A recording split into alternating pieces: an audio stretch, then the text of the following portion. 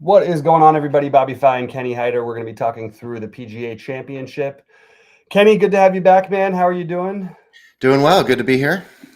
Nice. Did want to remind everybody that we have all of our the trials that we have. Like I said, we've made a lot of changes to the site, partnering with PayDirt and amongst many other things. So if you've already run a trial, you're welcome to run the trial again. I think it gives us a really good chance to see what we're doing.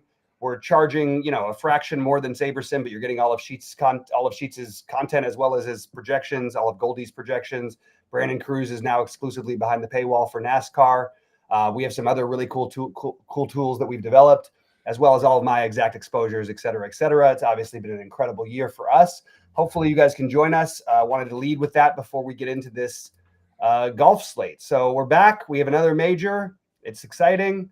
And Kenny, I guess sort of maybe any overall thoughts before we jump into it. It's a big course. You're going to want people who can really hit it here. So what are your thoughts other than that? Yeah, big course. Other than that, it's pretty standard. So, we're just looking at who do we think can win majors, really. I think the thing that makes it interesting is the pricing this week, because you can't play Scotty and Rory together. So I think that's with the 5K guys. Yeah, you could, I guess, but not reasonably has been common in the past anyway. So sure. Kind of makes, I think, the game theory of putting lineups together a little bit more interesting this week, which I like, especially in a really deep field. So, big event, big fields, and big tournaments out there. So hoping for a big week. Yeah, and it sounds good. I feel the same. I actually feel like it for me. I feel like it's easier to get people as many as I want in as if you're willing to go to the 5Ks. And I like the 5K range actually. There's a lot of guys I like down there or in the low sixes. So I'm okay with that, and I'm okay with gambling on some guys to. We have essentially the very bottom. You have about 20 guys who just have basically no chance to make the cut, and then you've got a slew of guys who have the upside. So. Going to be leaning on that. It's going to take. I don't think this is going to be a low scoring week. You're going to be grinding it out. That's what I don't mean DFS. Well, I guess DFS wise too, but I don't think there's going to be a lot of guys going super low tonight. We're not going to see the 30 unders, 20 plus unders. And some majors we've seen more of the 20 unders recently than usual, but this should not be one of them. So yeah, Data Golf has the scoring average to par at 1.9 right now. So that would be seeing a lot of guys shooting over par the first couple of days, most likely. So, yeah. And that's another thing that I looked at a little bit more is somewhat of bogey avoidance. It's just another one of the many things to look at this week. All right. Actually, let me just change one thing. I just realized there's one guy I did not get enough of in my first thing, and I want a bunch more. So I'm going to do that. All right. Going through the let's talk about the 10K plus range. It's a big range. It's a major, so this is what happens. I do think you can get multiple of these guys. Like Kenny said, it's a little harder to get Scotty and Rory specifically in. But again, a little bit easier to get Rory and Bryce in. So I'm curious to hear your thoughts on the top of the range. Yeah, it's hard to not like the top three, all of them. So I'm kind of interested to hear your thoughts actually on how you think people will be starting this range, and what do you think will be the most common types of builds? Because my first kind of thought would be, well, maybe I just build, 5 or 10 lineups or something with Rory, and then rotate in, the same lineups with Bryson, the same lineups with Scotty, kind of a thing, and just start leaving money on the table that way. Because, for me, in the 10K plus range, really, I'm only interested in the top 3 guys. So, I don't really mind skipping Rahm through Oberg. So, it's kind of, for me, more of a challenge in terms of, well, how should I be structuring these lineups with these guys being, Scotty at 13-4 and Rory at 12-2? What are your thoughts on what the builds will be here? Yeah, I think you're going to see a lot of I think it's going to be Rory, Bryce, or Scotty, and one of these other guys a little bit, but more likely down in the 9K range. I think that'll be the standard build will be Rory. Rory will be the most popular along with Bryce. They should be. I think they'll be more popular than Scotty. And then you get into the bottom. I think I like Rahm, and I think he's going to have ownership too. But I do like Rahm here. I don't know why we wouldn't play him on this course. I actually think you could make a and then the other one I really like is Xander at low ownership. I don't feel like this is appropriate. Not appropriate pricing. It's just he's a significant amount cheaper than a lot of guys here who you could make just as good a case for him. So I'm playing with those 5 mostly, but I'm not going to have 0 of Morikawa and Oberg. Oberg is going to have so little ownership that it just feels like it's wrong. But I get it. Everybody, including me, my favorite 2 are Rory and Bryce. And then Xander actually, then Rahm, and then Scotty. That's the way I've got him in terms of ownership. But I think most people are going to either go down to that 9K range with one of the Bryce or Rory, or I think they will play Bryce and Rory together a reasonable amount. And I think you're going to see, or if they're going to pick one other guy to play them with, it's going to be Rahm. So yeah, I think you're right about that. And he's 10-2, which is, starting. It's actually fair for how he's performed in recent tournaments that we paid attention to. But it's not necessarily indicative of. We're used to seeing him, closer to the Scotty Rory price. Right. And just for what it's worth, you listen to Rick and everything, and it's by all metrics, they Rory here has the biggest advantage of any golfer at any course that they've tracked, which is just kind of interesting. So. And he's been playing lights out, which is scary. And he has nothing to worry about anymore. So there's all the things sort of mesh together nicely. I don't expect him to have a bad tournament, nor do I expect Bryce to. It just feels like Bryce has just a huge advantage overall on this. I was listening yesterday. Bryce has on the average PGA Championships. He's what is it? He's 6 strokes better per tournament. So 1.67 per day, I guess it was, with the putter. Not to mention that he's already hitting the ball farther than everybody else. So wow. I don't really know the argument for not playing him this week. I tried to find fades in other tournaments, but not so much this week. All right, we moved down to 9K range. I'm just going to scroll up. I'm sort of juggling between my screens so I can see my ownership exposures. Justin Thomas is probably going to be the main one here. What are you looking at in this 9K range? That's what I think. I think that's the answer, by the way. I think it's going to be Justin Thomas or Rahm with one of the Bryce or Rory. Yeah. So the 9K range, I like pretty much all of it. I won't mind fading Hovland and Brooks, but other than that, I kind of will have exposure to most of this range. Especially probably Hideki, just because he's projected to be, lower, which I just, think might as well go for, one of the best golfers here that's, I think, a little bit underpriced actually. And also for me, my biggest target probably, and has been over the past, most of the season has been one of my biggest targets will be Shane Lowry. I think it doesn't make any sense that he's 9,200.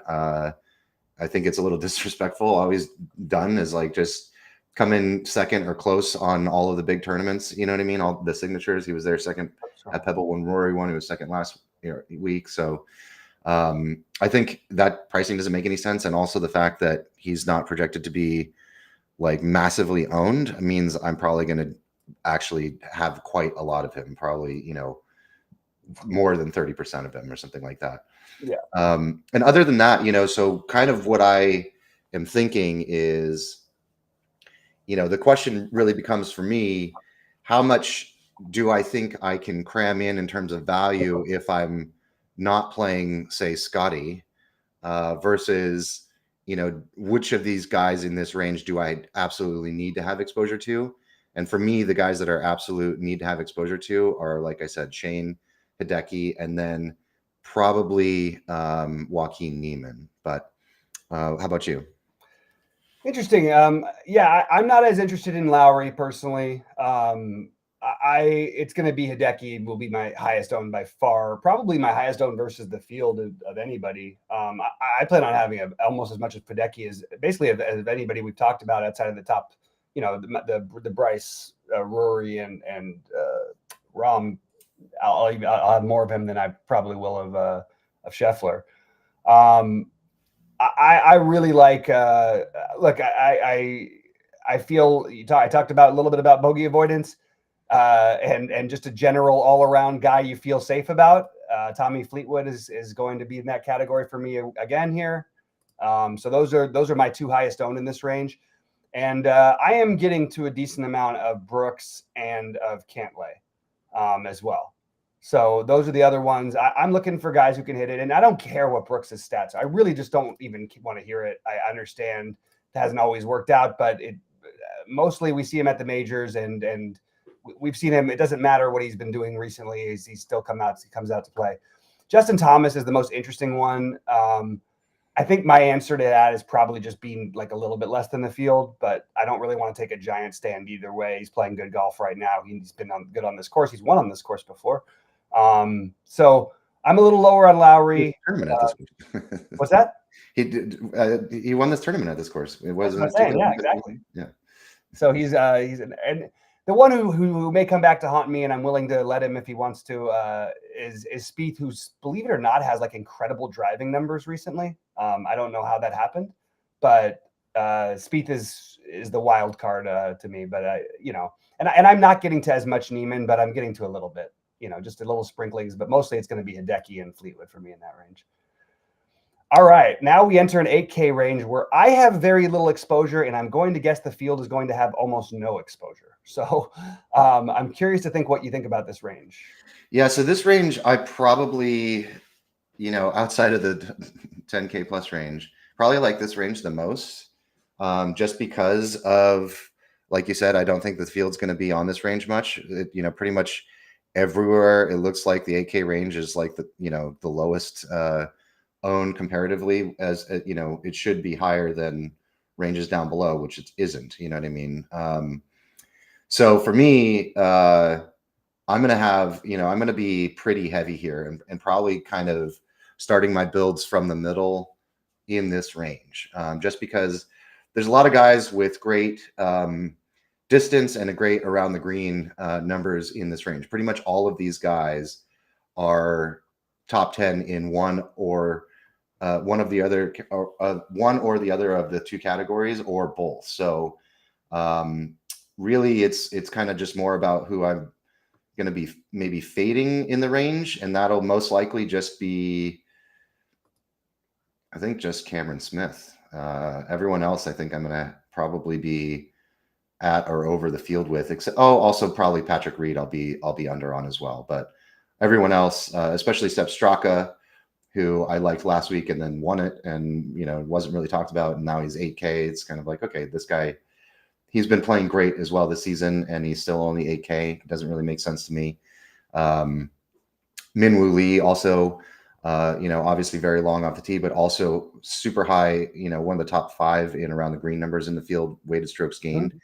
And then, guys like Zalatoris and Jason Day, who are just long-term form guys, if they're going to be low owned. Interesting to see that it looks like Jason Day is picking up a little bit of ownership after being out last week, but I don't know if I believe that too much. Yeah. But yeah, for me, I really like this range. I like that everyone's basically, projected to be, I guess, 11% or less. You know what I mean? So I think this is a range to really kind of, for me, be focused on. Yeah, I want to go out of my way to get a few guys in here. The one who I've been hemming and hawing at really making what kind of a stand I want to make is Sung Jae. I like him probably better than anyone else in this range. And I just feel like he, Connors, and Sepp, I all think are pretty similar, and those will probably be 3. Well, actually, Sung Jae won't have as much ownership as the others. But those are the ones I'm targeting the most. And then Min-Woo is the next one for me.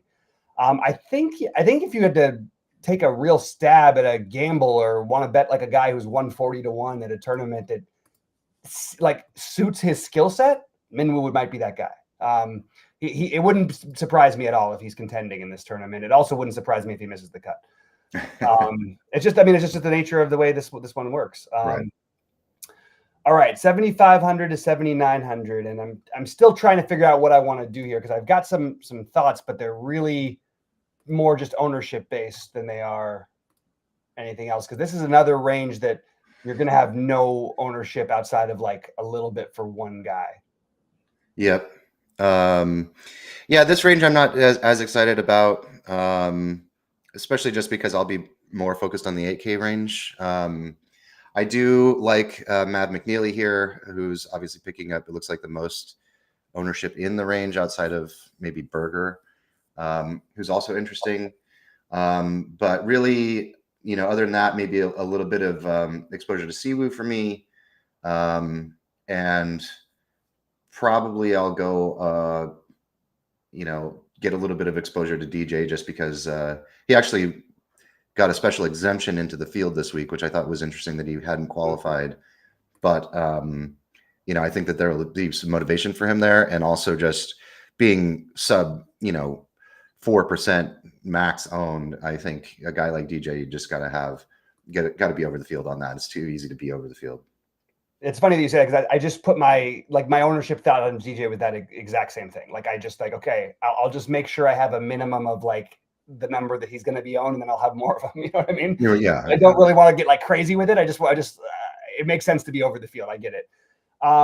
Wild card. So this is look, nothing is. I'm not getting a ton of anybody from this range except for one guy. I'll have double digits, and that's just around 10%, and that's Berger. I understand this may not be like the course fit, but the guy has been absolutely awesome. If you look at all of the all around numbers, he's been like one of the best 5 golfers in the last, I don't know, over the course, how many tournaments? He's been basically right there in every tournament, at least there enough. You know what I mean? Sam Burns as a wild card, Dustin Johnson as a wild card play. And then if we're going to consider these guys, it just sort of like hit me. Like, I know he hasn't played well lately. It didn't just hit me. It hit me like right before when I was going through everything. Is there a case to maybe be made for a recently playing better Matt Fitzpatrick? Now, not to like contend for a tournament, but he's 7,500, and that's a pretty reasonable price for a guy who, again, if he can get back to being right, which he's been better than people think lately. He hasn't been great, but he's on an upward trend, though. He's definitely playing better golf than he has for a long time, and he's a case. Anyway, these are the get wild plays. I'm not getting a ton of them. I'm talking about like 4%. Getting over the field. Those are just that's like I said, the only one I have in this range over 10% or 10% or higher is a Berger. And I think if you wanted to make a case for Thigala, for they all feel like wild card plays to me. Fitzpatrick, DJ. Sam Burns. I think all those guys are viable if you wanted to take a shot, but I'm just not getting to much of it myself. Just getting maybe a little bit over the field, if anything. Yeah, I like the Berger play. I'll have probably a little over the field with him, and also like I mentioned Siwoo. I just would be worried. I just disagree about Fitzpatrick. I understand that maybe he's playing a little bit better recently, but also, historically this has not been his major. Like he doesn't seem to play PGA Championships as well as he plays some of the other majors where you expect guys like him to get up in a major. You know what I mean? But I don't know. I'm not feeling it with him. But yeah, I mean, I'm telling you though, he can hit it though. That's one thing. People don't realize how long he actually is. That's the other thing that I sort of liked him as a sneaky thought, but probably overthinking it. All right. Now we get down to the 7,400 range, 7K to 7,400. And this is what's going to happen. These are going to be the semi-forgotten about ranges with the exception of like Keegan Bradley. Benny Yon will get a little bit of love, I think, too. But I don't really think you're going to get a ton of ownership. Maybe Davis Thompson gets a little bit, like 5% or something. But I don't think you're looking at a ton of ownership here. So I'm curious to see what you got here, if anything. I do think Tony Finau is going to pick up a little more ownership than projected as well, just because it's the cheapest he's ever been. It's got to be one of the cheapest he's ever been. At least in the past couple of years. I don't think there was DFS when he wasn't cheaper than this. Yeah, it's possible. It's possible. So I think he's going to pick up some ownership, but I'm not worried about that. I mean, he's also pretty long off the tee. But so are guys like Cam Young, and Cam Young also just not playing well recently, except for last week. I guess he played really well last week. Yeah, top 7 last week or whatever. So that's a little bit interesting. But yeah, for me, really, I think it's Benny On and Keegan Bradley that I don't want to be underexposed to. I'll probably go a little over on Benny On, just because I think he's going to be a little bit of a sneaky play, and I think he, will have a pretty, decent shot here, just because his around the green game is actually really good, as is Keegan Bradley's. But Keegan, I think, is going to also pick up some more ownership than projected. So I'll probably just be around the field with him, because I think it's more likely Benny Han gets hot and has a couple good days and pulls out a top 10 than Keegan. So that's just kind of my thoughts. But other than that, really kind of not interested too much in this range. Yeah, I agree with that. I'm going to be, look, I'm going to be under on Keegan. That's the way it is. I am a little bit interested in the Finau at this price. Now, the everything about recent form and everything would tell you not to do it. He played a little better last week if you wanted to find a positive, something positive, but he really has not been very good all year. But we're grading him differently. Like, we're used to thinking of him as a 9K player who's 35th, right, 36th, whatever. It's different when you're down in these price tiers, price ranges. I kind of am open to the idea of Cam Young. Like, I think that's mildly interesting to me. I'm sort of, I think him, Finau, I guess Benny On, I'll probably be just barely below the field, but I don't really have a whole lot that I love here. I think I'm going to get a lot of the double spending up builds, because this 7K range, I just don't have that much exposure, and I have a lot in the upper range. So that means we're going to be seeing a lot of my stuff is going to be a little stars and scrubsy looking, and I think most people are going to be that way as well. But it is what it is. All right, I actually think that it's this is an interesting one, because I'm playing like a huge amount of guys from the 6K range, so I don't know how to break this down, but I guess maybe talk about some of your favorites. So, yeah, in the entire 6K range,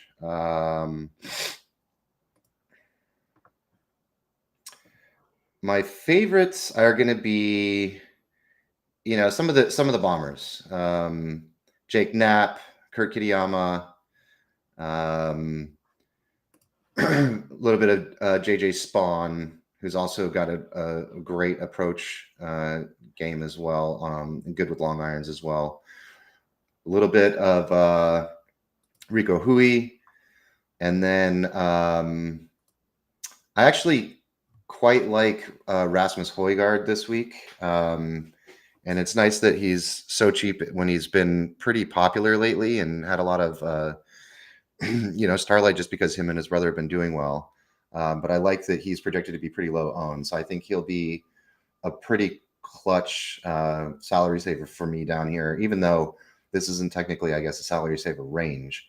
But then also, and lastly, Dean Burmester, who's actually, I think, like first or second in distance. Yeah, he's outside of, I don't know who this Brandon Bigeman is, that's basically only ever played one PGA Tour event that I can see. But Burmester's second in distance after Bryson. So, but I think he'll actually probably pick up quite a bit of ownership, because I think people know that. And I also think, just in general, I don't know if he's going to, because I think people are looking nobody in the higher 6Ks, they're sort of treating them like the 7K thing. I think they're going to end up playing the bottom of the 6Ks and the 5Ks to spread out. I just am not seeing much ownership anywhere. I've looked at a lot of different sites, and I haven't really seen Burmester anywhere with it. And I'm saying this because I love him this week. So yeah, I mean, the highest I see him is at 6.7%. So it's, I mean, not much, but more than you'd expect typically at the top of the 6K range anyway. But it looks like, I think probably. I guess it shows. It depends. Interesting, because like SaberSim showing JJ Spawn at 9%, which is crazy to me. That just seems unlikely. And Keith Mitchell at 24%. I do think easy to fade that. You know what I mean? That's not going to happen. First of all, I mean, it's going to be, but it might be like 15%, because it's probably too cheap for him. Like, for I mean, a lot of these guys seem cheap, but like, well, and he's been playing great too, and he's long off the tee. He's got he's got the approach game. He's got he's good. He's a scorer. Yeah, I agree with all of those things. So I'm in on Burmester the most. I'm pretty spread out. I have other than that, who else? JJ Spawn, as you mentioned. I know it's not the right course for him, but I don't mind getting some exposure to Novak, who's been another one of the best golfers of the year. I think it's time to take a shot at Jake Knapp. If there was some, he could break out in a tournament like this and actually, like, it wouldn't surprise me if you saw him. He's not going to win the tournament, but if you saw him near the top of the leaderboard one of the days. I mean, he could T6, Yeah, I think he's interesting. And is getting, very little love. And I really like the Kitayama idea. I get suckered. I don't know if it's suckered in. I end up playing him when you're going to either need, like, it's not the driving for him so much, but he's good with the long irons.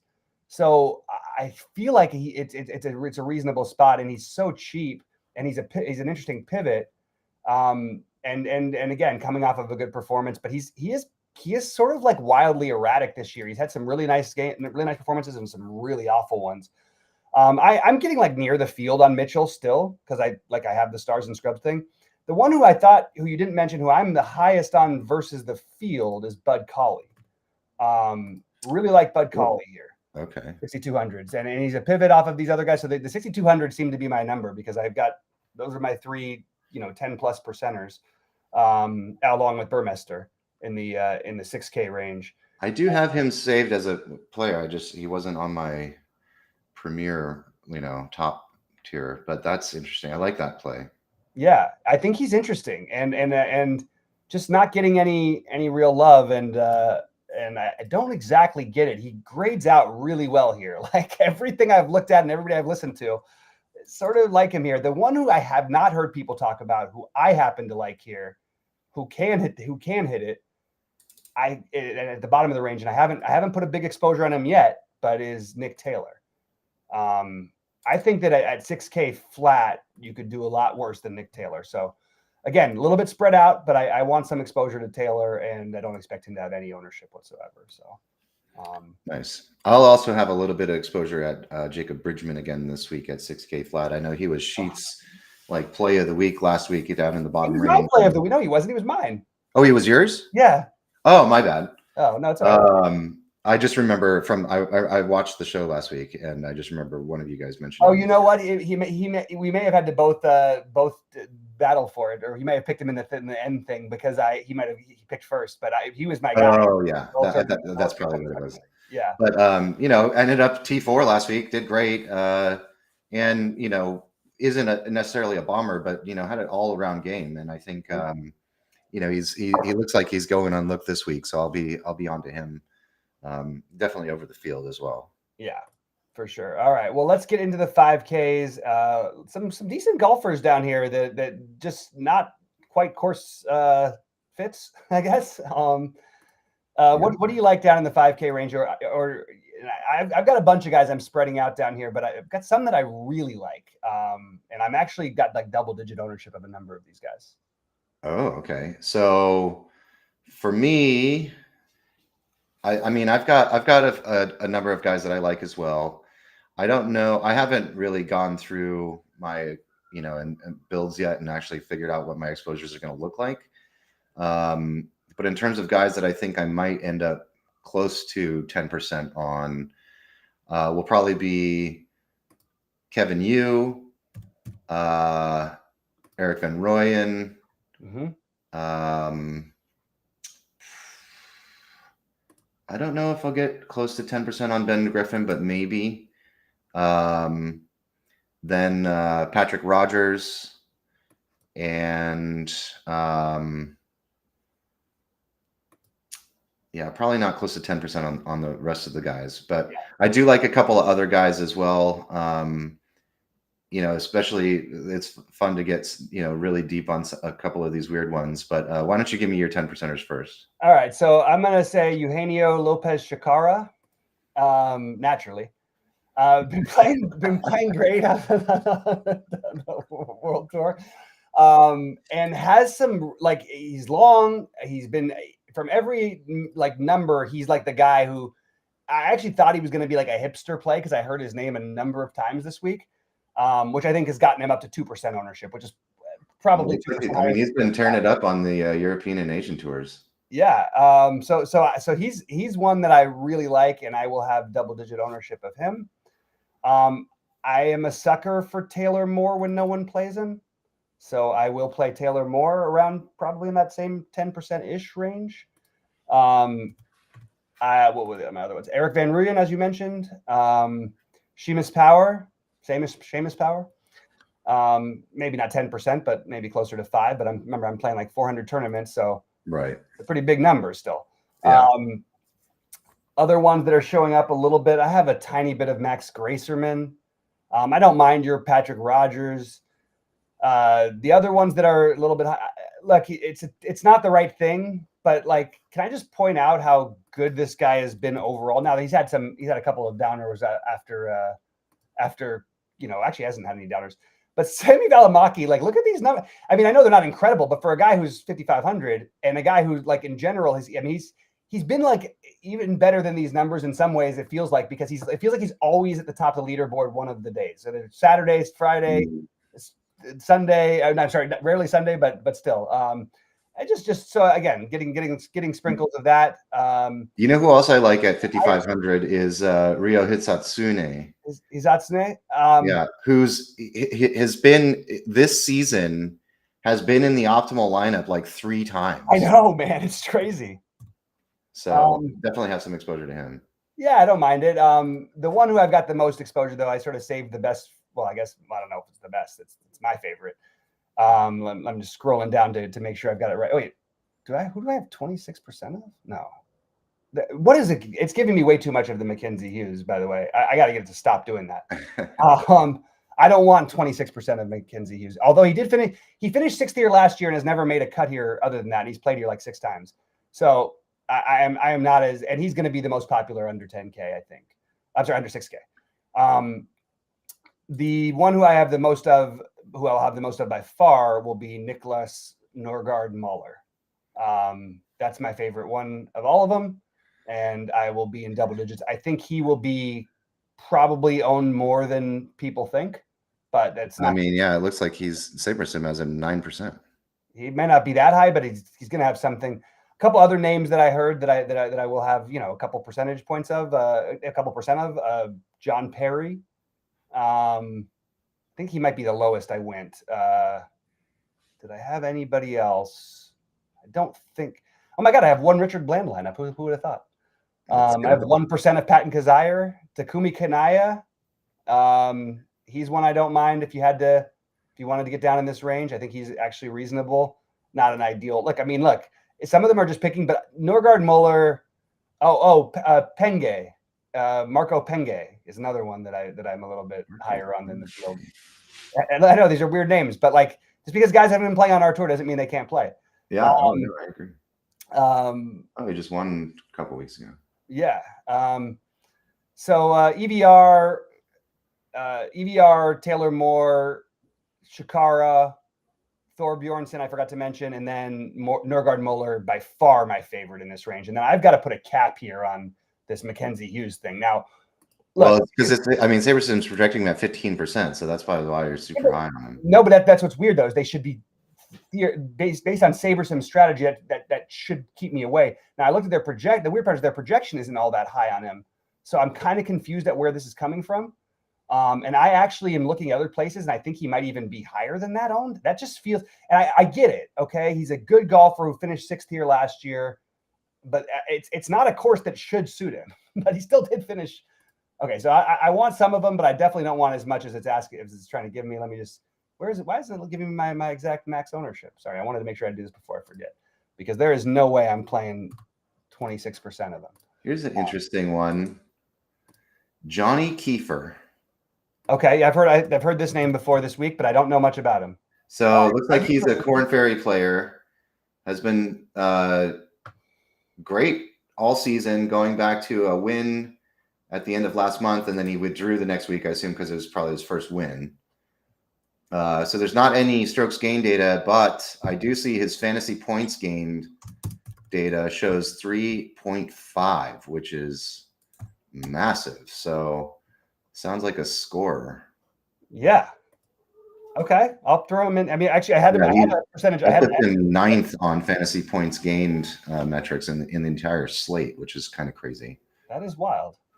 And number 2, by the way, is your boy Marco Penge at 4.5. How crazy Yeah, is that that? Penge is something. And all right, I want to remember the guys I have here because all right, so there we go. Okay, I got it. I got him in. All right, so let's play the game because I know you got to get out of here tonight, as do I. We're gonna go tier by tier and talk about our best plays from each tier. So okay, Kenny, you can start off. Who is winning this tournament? I'm gonna say Bryson. Okay, that's who I was actually going to say because if you took Rory, I'm going to take Rory. Who is coming in the top 5 under 10K? Lowry. You fucker. You're going to make me play him. You know my rule is I have to play these guys now. Lowry, listen, he's probably, I mean, I will probably have the highest exposure to Lowry and I'm probably going to put like in one of the, prep builds that I do on SaberSim. I'm probably, what I did last week too was put Lowry at like 50% along with like 2 other guys that I was just super dead set on and just let it run and see who pops up and kind of filtered from there. You know what I mean? So I'm going to be doing that again. He's going to be absolutely a core play for me. Okay, interesting because I just am worried about the length. I mean, I guess it's all right. I'm going to say because who did I have? Oh, I'm going to say Hideki. Okay, I like it. And then you were going to go under 9K to make to come top 10.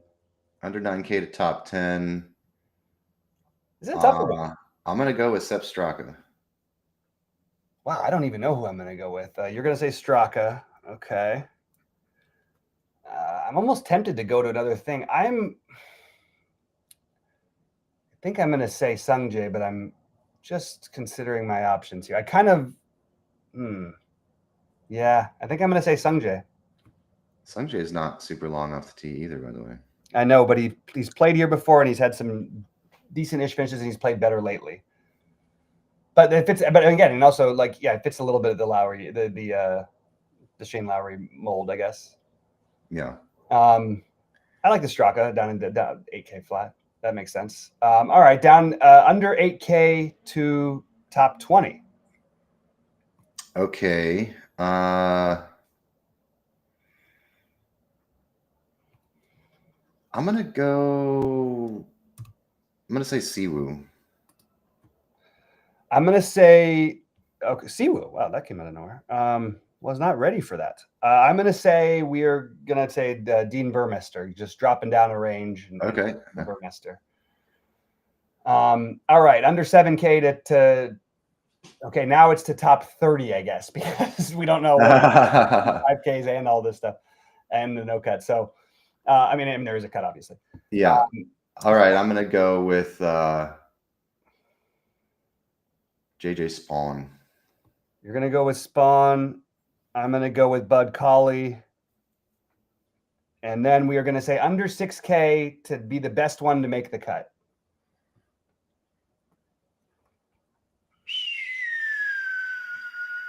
EVR.